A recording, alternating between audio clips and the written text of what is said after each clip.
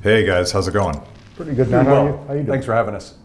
This is kind of cool because the last time we did the show together, we were all remote, and it was the early dark days of lockdowns, and it's good to be in the same room, and probably legally so. I think we're in the free state of South Dakota where people are allowed to gather freely and do what humans used to be allowed to do. So that's without masks. I know. I feel like I'm somehow naked here. Yeah, I should have a mask on. Yeah, if you're more comfortable with a mask, we can. I'm going to pass. Yeah, you should. So James, you have some cool new information about your new project. Yeah, that's right. I've taken the role of senior editor at the American Institute for Economic Research, and will be working hand in glove there for God knows how long. Hopefully, till I retire, but we'll all have to see. But that's the newest thing. Really looking forward to getting up and running there. Yeah, and we've had lots of folks from AIER on the show, and hopefully you can be my new pipeline. I absolutely hope to be exactly that. I cherish people that understand freedom and economics who can actually explain things in English, which is the tricky bit. Not always, no offense to some of your colleagues in the universities, that doesn't always happen. They deserve some offense, I think. Yeah, just a little. And you are still in the university, right? I'm at Duquesne University in Pittsburgh. Yeah, and also affiliated with the Foundation for Economic Education. That's correct. Okay. Yeah. Look at me, I actually am getting it right this time. Well, I wanted to talk to you guys in particular, as your podcast, Words and Numbers, is one of the great explainers of complex economic ideas. And I've been wondering what happens when a government, the federal government, our government, prints $6 trillion plus in funny money and drops it onto the economy. And I'm an Austrian economist by training, so I could explain to you theoretically what should happen. But let's talk about that a little bit, because I know you guys have been doing a lot of work with that. And I'll start with you, Anthony. Yeah, well, the short answer is if you drop $6 trillion into the economy, you're going to get inflation eventually. But that part of the story picks up a couple of steps later. The whole story begins with deficit spending. You have a runaway government, and I suppose James would even take it back a step before that. You have a government that comes unhinged from its constitutional limits, which then allows it to spend and spend and spend. And politicians have found that, of course, people don't like tax increases. They don't like cuts to their favorite programs. So how do you fund? Well, you borrow. You borrow and you borrow. You run up these deficits. And we've reached a point in the United States, we reached it perhaps a couple of years ago, that the federal government has borrowed so much money that it's quite literally running out of places on planet Earth to borrow more. Now, it is still the case that foreign governments loan to our government. It's still the case that Americans will loan to our government, but the growth of that lending is now become slower than the growth of the borrowing. And something's got to take up the slack. And that slack is where your question comes in. It's the Federal Reserve printing money. That's the lender of last resort. That's how you get money when nobody else will lend it to you. And so the Federal Reserve starts lending, and what happens? Well, you get inflation. And roughly speaking, the reason you get the inflation is because what matters in an economy is the goods and services. It's this bottle of water, the fruit on the table, the roof over your head. That's what matters. The dollars are simply tools we use to facilitate the exchange of ownership. I give you some dollars, now I own the thing you used to own. And you give the dollars to him, now you own the thing he used to own. It facilitates the transfer of ownership. If you start printing more dollars, you don't have more bottles of water, you don't have more fruit on the table, you don't have more roofs over your head, you just have more pieces of paper. And you get prices going up. And the interesting thing, we've never dug into this exactly this way, but I would hazard to guess that the majority of people alive in the United States right now have never lived through a balanced budget. That's probably correct. Because it was what, 1958? Eisenhower was the last. 58 was Eisenhower, and people say Clinton had a balanced budget. Incorrect. He came closer than any modern president. Technically speaking, it was not a balanced budget if you account for everything the government spends. Because they reclassify things and they're sort of off budget and right. They reclassify trust borrowing from funds and- Social Security. Yeah. But if there are people out there who want to yell at us right now, all you need to do is check the debt level year after year after year, and you see that every year since '58, the debt has risen, which means definitionally there was no balanced budget. Yeah, yeah. You know, I like taking a couple steps back because we all deal with the politics of deficit spending and the frustration, particularly today. I'm old enough to remember when the Tea Party was Right. rallying against deficits and debt and demanding fiscal responsibility, but that whole political ethos is virtually gone now. There's a few remnants in Congress, but it's not there. And to me, there's a very liberal or progressive, depending on how you want to use those words. There's a very left of center reason not to have the government borrow and print money, right? It's the most insidious tax on working people, Yeah, people that are very much holding dollars. Yeah, and it's thoroughly regressive. It's identical. When the federal government prints money and then spends it, you get inflation. It's identical to the government reaching into your savings account, into your retirement portfolio, into your wallet, and taking a portion of what's there. And it absolutely hurts the very constituency that the people who implement the new policy claim to be protecting. Yeah. So insidious is the perfect word that you used here. It's absolutely perfect. And yet,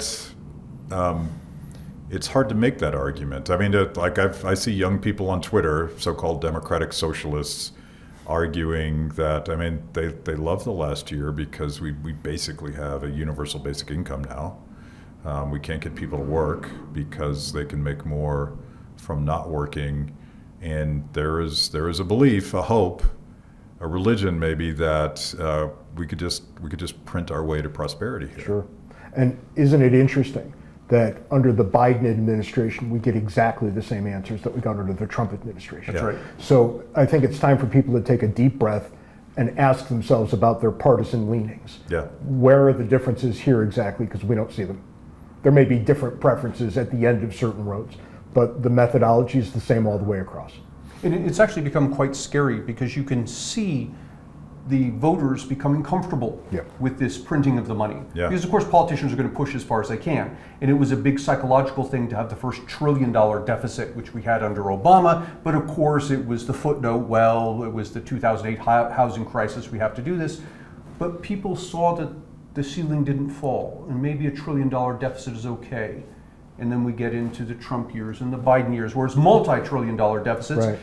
And you now have the rise of MMT, modern monetary theory. Magic money theory. Which would have been a fringe theory. It would never have seen the light of day amongst serious economists, except for the fact that politicians held it up and said, here's some academics that Yeah. are saying that yes, you can print money and not have any bad outcomes as a result. And so modern monetary theory gets press that it should never have gotten.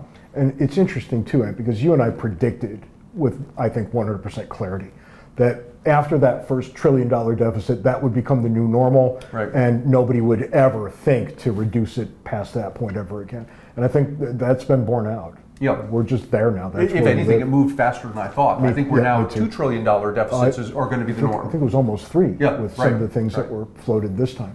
So, you know, it's not like this is magic to predict what's going to happen. There are certain immutable rules that we will follow on our road to oblivion here. Yeah. Now, the interesting thing is people will listen to what we're saying here and say, okay, fine, that sounds good, but where's the inflation? Yeah. We're doing all this money printing, where's the inflation? That's a fair question. It's a really good question. And We think we know the answer. yeah, I think so. And the thing you have to understand is that the official inflation numbers refer to prices of goods and services.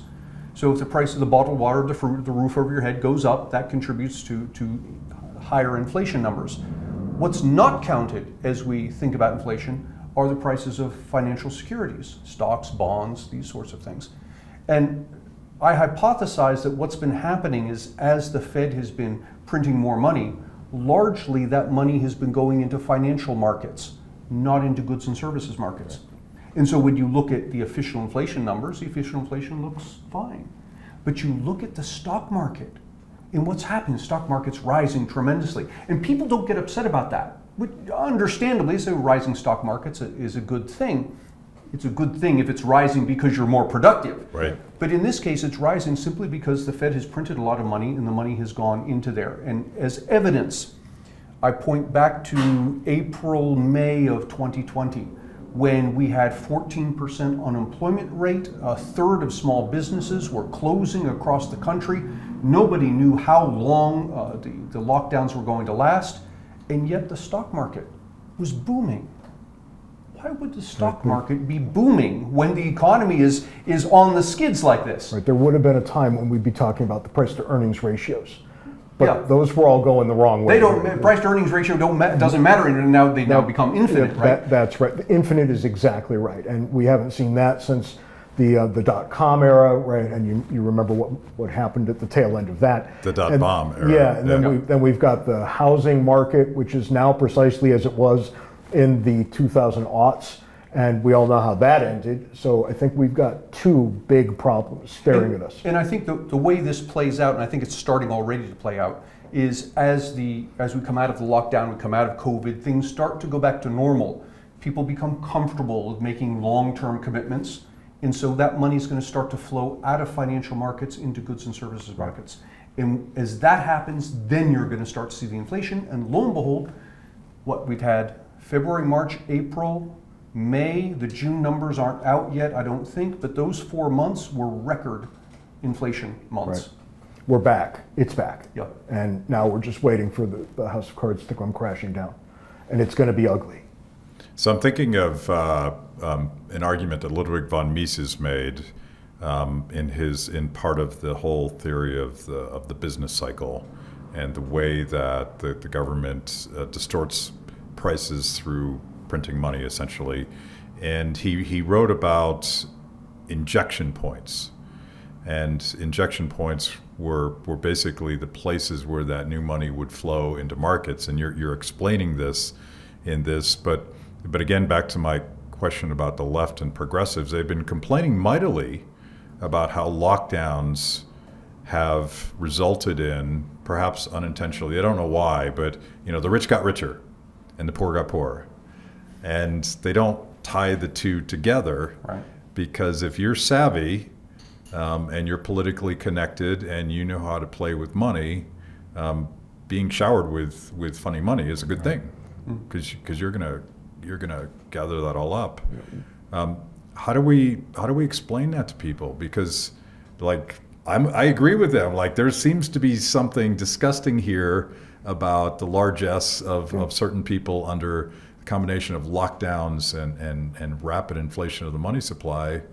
Why don't they see that? It's interesting, right? Because when Antony and I started working together, we came to start saying things like the rich get richer and the poor get richer. Because that was literally true every time we turned around. Now we turn around and we do see the poor getting poorer. And it's largely a result of government interference into the lives of regular people. Me, I refinanced my house. I'm the net winner here. Right. I didn't lose. Who lost? Everybody who was living on an hourly salary and can't go back to work. Yeah. Right. Which is why we took a look at government pumping money into the economy. We said, look, we're generally against this sort of thing, but if ever there was a good excuse to do it, it's this. Right. When the government itself rendered all these people incapable of making a living, what do you do now? Yeah, and I would think, and James is referring back to the lockdown. Yeah. And I think the best solution would have been to reverse the lockdown. The second best solution, and I don't think it's a great one, but it is the second best, is to do what it did, print the money. But I think to your question of how do you explain this to people, where so many people go wrong, and I include here very intelligent people, including politicians, some of which are intelligent, some of which aren't, but people focus on the dollars. And you see the dollar and you think that's where the value is, and the government prints more of them, I have more dollars, so I must be better off. And the dollars, again, don't matter, it's the goods and services that matter. And so if you're in an economy like we are now, where we're, on the one hand, we're printing lots of dollars, but on the other hand, we have unemployment rules that are encouraging people not to work, which means we're now producing less goods and services. we're in this, have been for decades, this rising regulatory state that makes it harder and harder for entrepreneurs to start businesses, to sell products. That makes it harder to produce goods and services. And so we have less goods and services, and at the end of the day, that's what matters. How much stuff do we have, not how many dollar bills are there. Yeah, dollars mean nothing. They mean nothing. And I'll say this to my students, and they scratch their heads, and I say, well, hang on a second. So I'll give you a simple thought experiment. I'll put you on a desert island, and there's nothing. It's you, sand, a palm tree, and $1 million. How happy are you? I said, well, not. And I said, well, what's wrong with you? You've got $1 million. And he said, well, there's nothing to buy. Yeah, that's the point. Now, alternate desert island. I'll put you here on this desert island. You get no money at all, but there's a house, and it's got food and electricity and Wi-Fi and medical stuff and air conditioning. How happy are you? Well, very happy. But you have no money. Yeah, but you've got the goods and services, and that's what matters, the goods and services.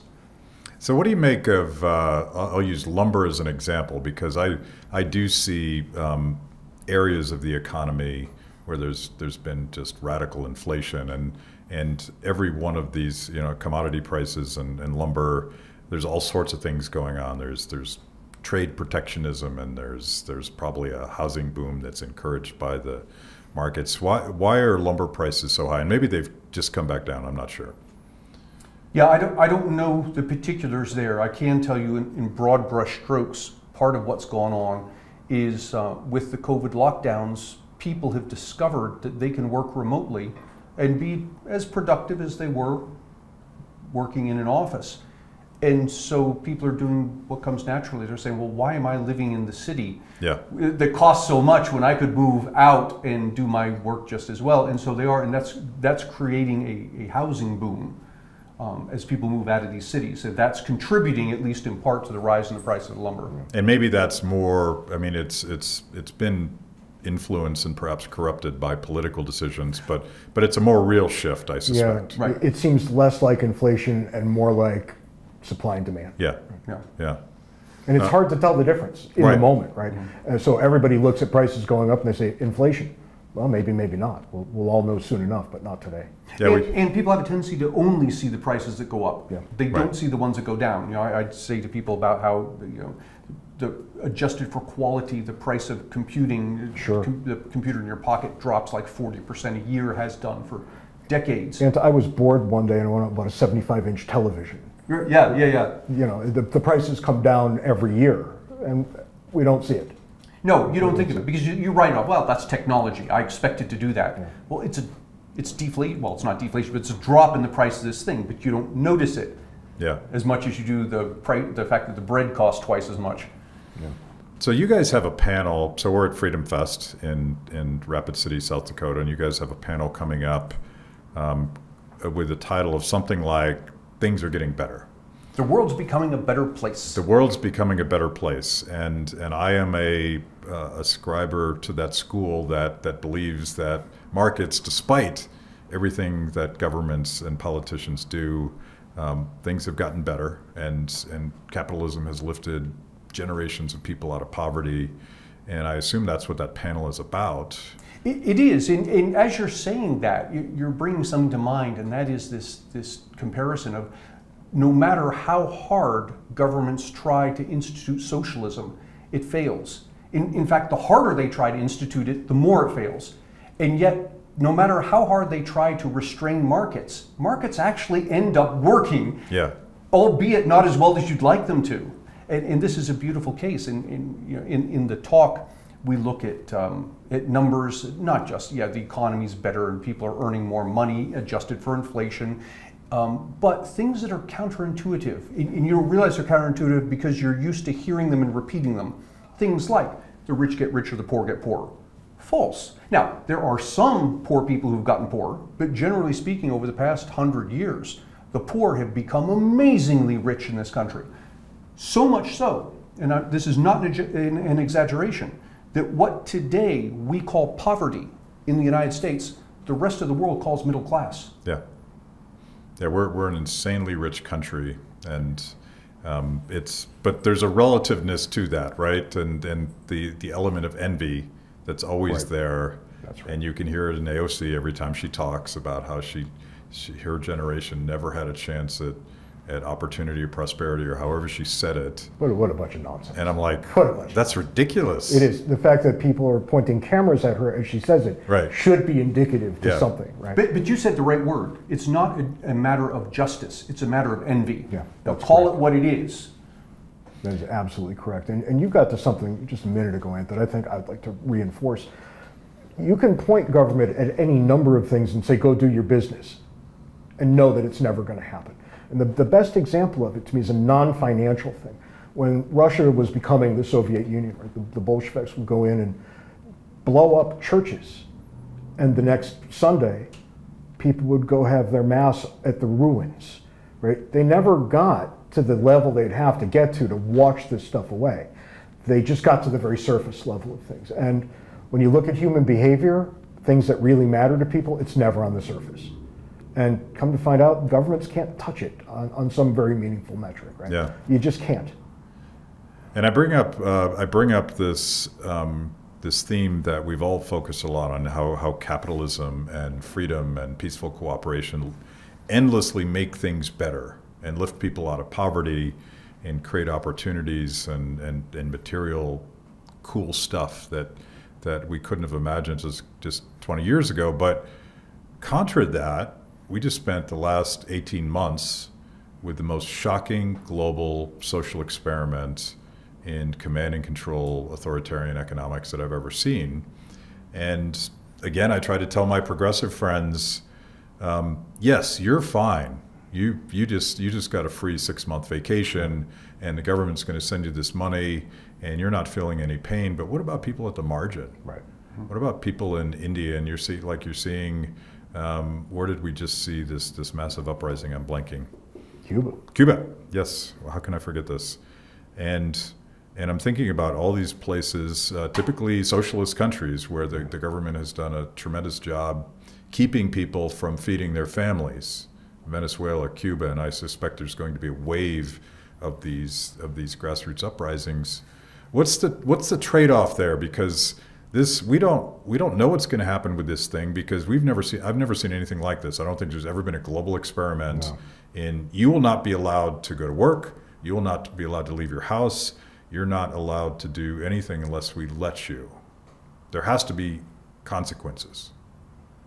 Well, I mean, the biggest consequence is that people got used to it, and they're going to cede their liberty to safety that isn't really there, right? They're not getting the guarantee they think they're getting, but they are giving up what they know they're giving up, and that's, I think, remarkably sad.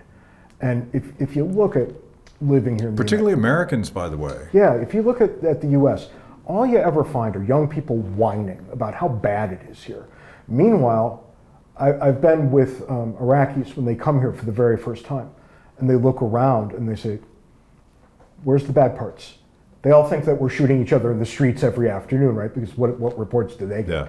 And the minute they settle down and take a look around, they all say the exact same thing. I'm moving here. Yeah. Why? Because any smart person would say that under the circumstances. Of course you're going to do that. Which means immediately call into question the whiners, because they're all way, way out to sea. They're so far out to sea they can't see the shore anymore. This is a great place if you just let it alone. I'm trying to broker a political deal with all of those folks protesting and risking their lives in Cuba. If I could trade them for a equal portion of whiners, because I feel like those Cubans are more American than some Americans are. I'd go 2-3 to 1. We can work something out here. Yeah, there's a deal to be had here. And I want to say something in defense of the whiners, because there are things that rightly should command our attention.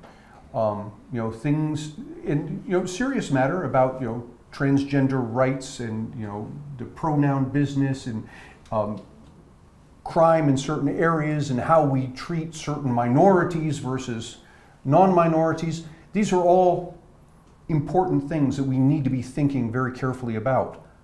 But notice what isn't on the list. Our children aren't dying.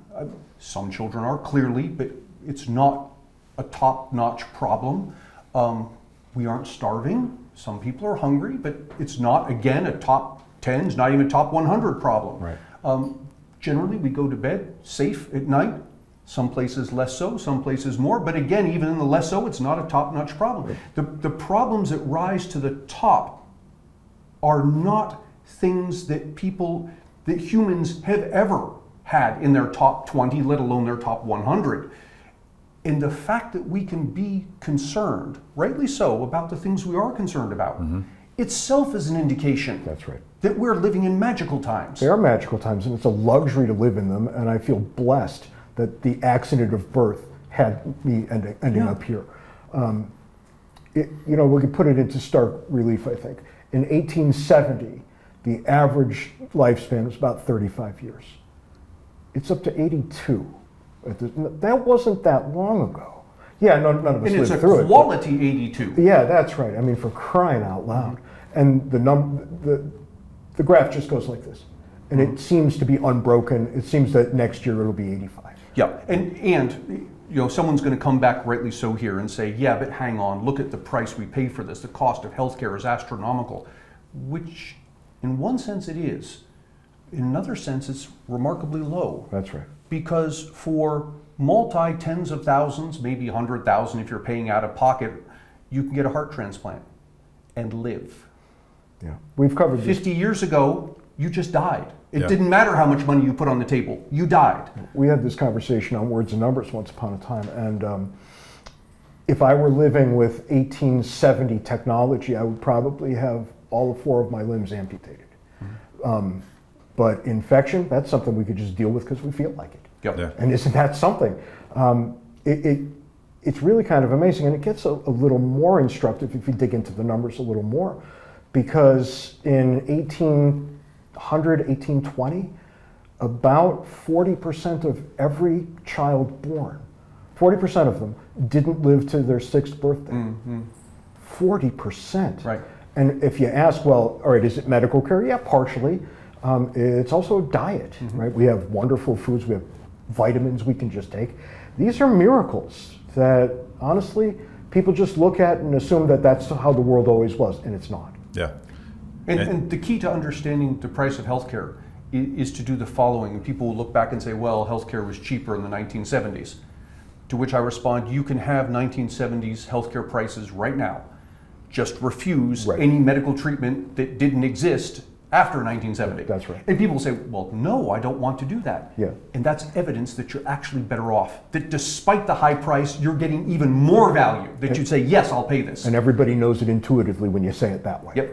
They all know. And taking it back to the conversation about inflation, and I'm sure you guys have produced these charts, but you look at various sectors of the economy where the cost of things far exceed the general inflation in the economy. 2 things that always stick out, and there's others, but healthcare and education. Yeah, those are the 2.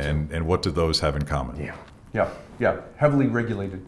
Yeah, and the more regulated something is, by and large, the more expensive it becomes. Yeah. But heavily subsidized too. I mean, I think about, I don't know what the number is post Obamacare, but you know, back when I was doing healthcare policy, a majority, 52 cents of every dollar spent on healthcare was Medicare, Medicaid, and other government programs. So you have the government showering all of this free money. And again, this is not real money because we're running $1 trillion deficits every year. Is it $2 trillion now? It is. I think it's almost 3.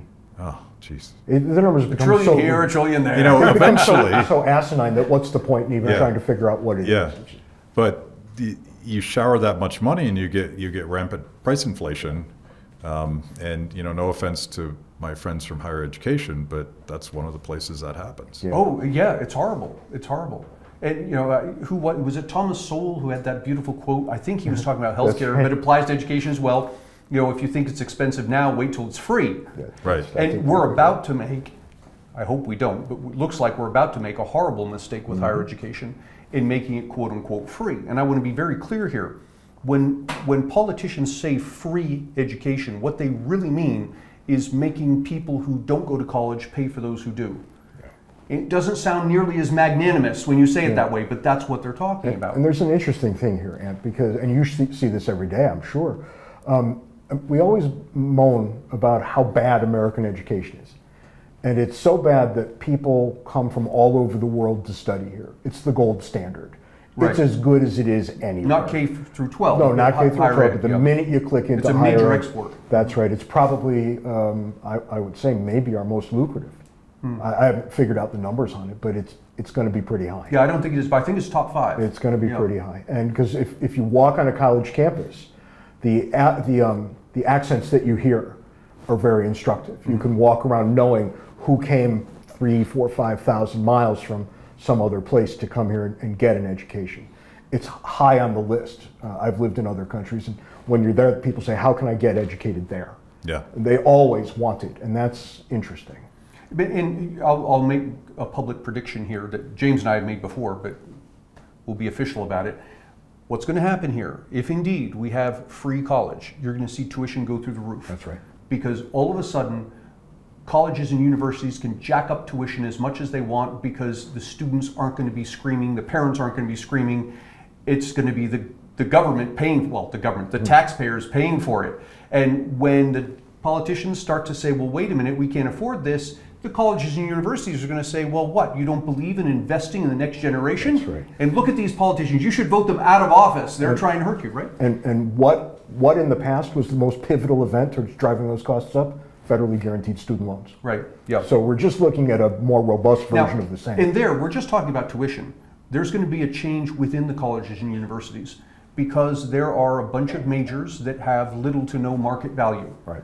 And currently, what happens? Well, if you study this thing for 4 years and you get a degree in underwater basket weaving, you find you can't earn a living, well, that's on you. The college has already got its money.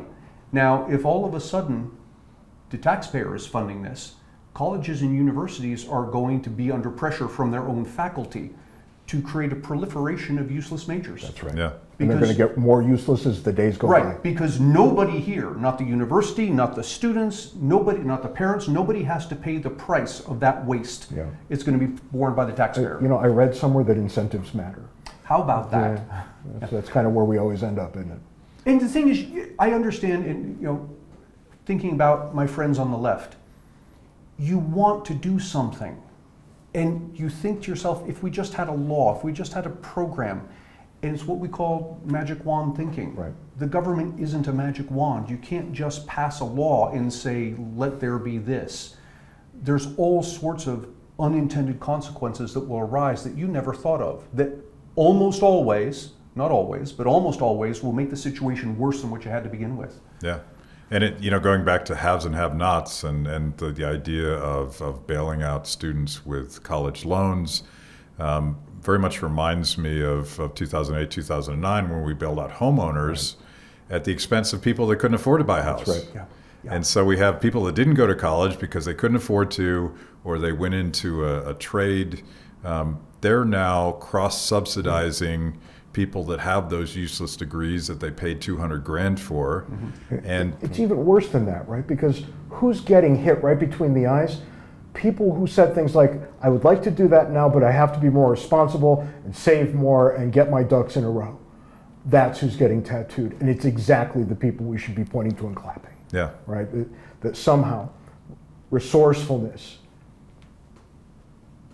being a cheapskate, right? These sorts of things Right. are now blameworthy. Yeah. And we punish the people who lived the kind of lives that 100 years ago we would have looked to make them mayors. And I don't know how you get past that and get back. I think our conditions have changed so profoundly that we're going to be stuck here. yeah, And always, the people who decided to be electricians are going to have to pay for the people who majored in medieval lesbian poetry. And there's another factor that we haven't discussed, which is once college does become free, there's going to be a large contingent of students who otherwise might not have gone to college. That's right. You know, maybe it's too much of a gamble or whatever it is. All of a sudden, why not go? Well, screw it, it's free. It's free. It's for-year party. Worst case scenario, it's a 4-year vacation. yeah. It's for your party. And that's going to put all kinds of pressure on all kinds of things Yeah. that people will complain about later and will refer to as being fundamentally unjust. Yeah, yeah. Like, I mean, we know that the chickens always come home to roost. The question is, can people connect the dots? And I'm thinking about something I think you said earlier about the fact that families don't really worry about infant mortality. It's certainly not in a way that was quite common just a generation ago. You don't worry about whether or not your children are going to get fed. You probably have a roof over your head. And I've said this a lot, and I'm trying to sort of sympathetically understand young people that are turned on by AOC when she says that we've never grown up with prosperity. And I think, and I'm going to abuse the term because I know there is no such thing as a post-scarcity world, but in practical terms, we're kind of in a post-scarcity world where people don't worry about that stuff anymore. Right. Yeah. You know, people still at the margins do, but generally it's not a thing. So AOC and people like her are worrying about other stuff, which gets back to this corruption in our, I'll call it our morals, just our sense of self-responsibility, and they want to outsource that. They want meaning.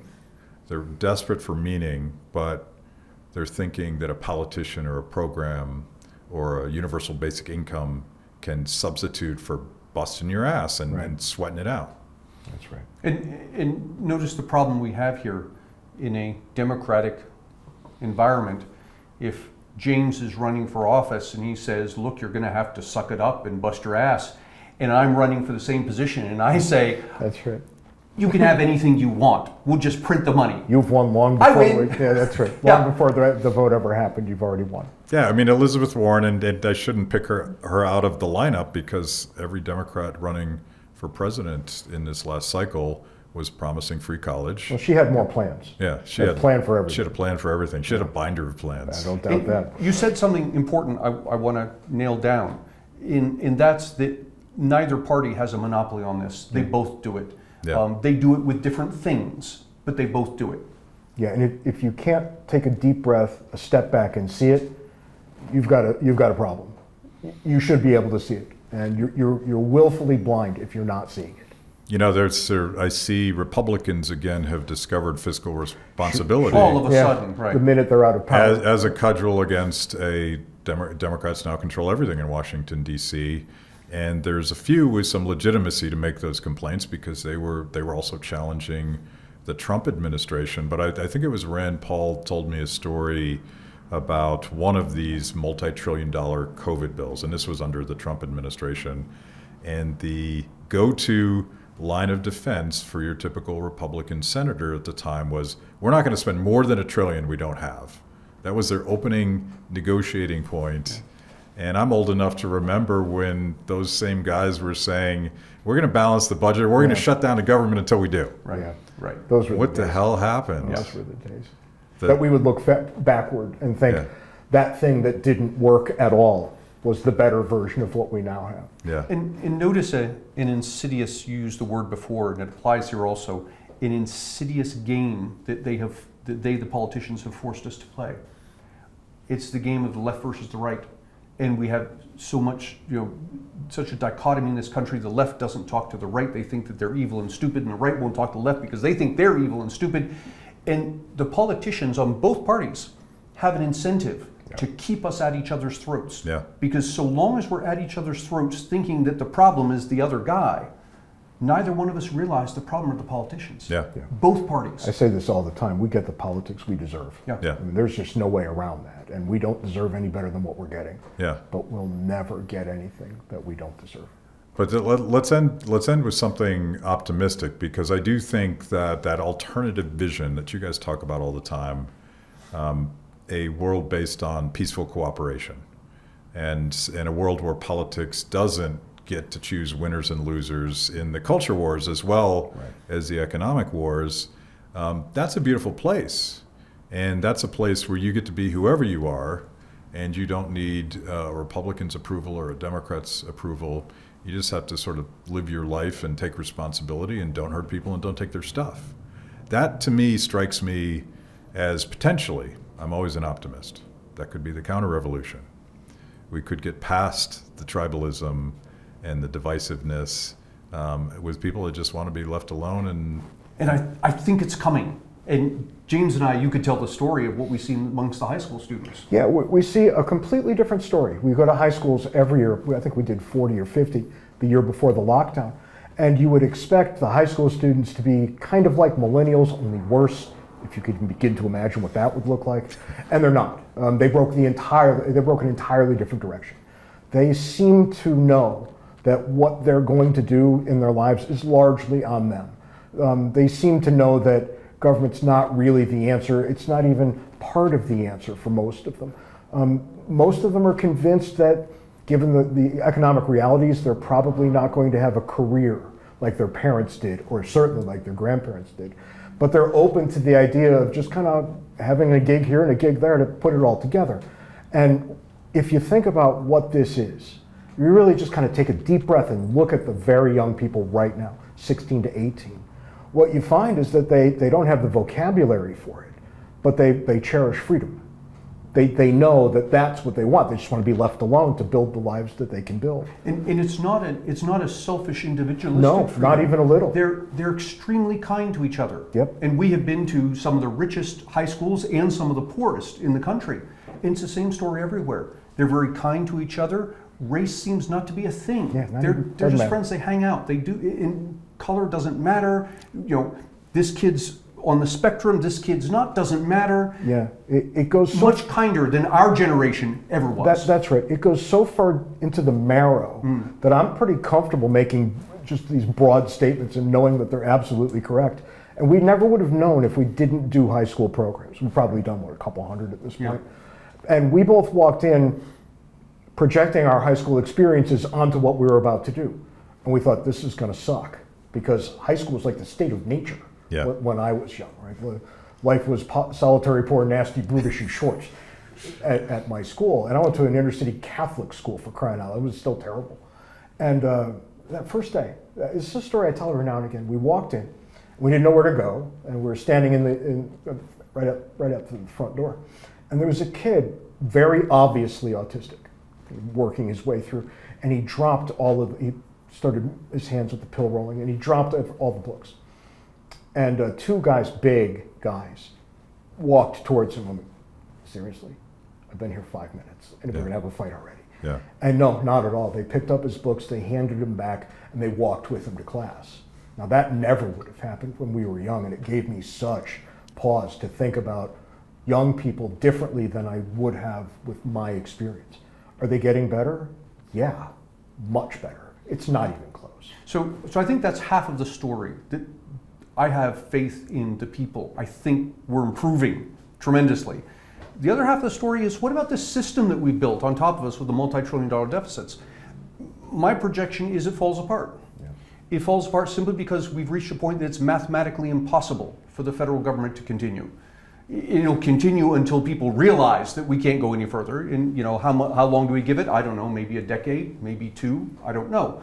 But I think with that dissolution, I want to be soft here, I don't mean the end of the United States, but rather a retrenchment of the federal government, a returning to what it was designed to be, a very limited thing. I think there you're going to start to see that these fetters that we placed on people now start to disappear. And these great people we're talking about, when they become our age, they're now leading. Not only do they have the wherewithal to build a new and better society, but the shackles will have been taken off of them. Yeah, and Antony and I often predict the fall of the United States monetary system, which I think is very much a probability. And then he always comes in right when people are most horrified. He comes in and says, "But wait, the productive capacity of the United States will still be there. This is a government problem, not an infrastructure problem, not a soul problem.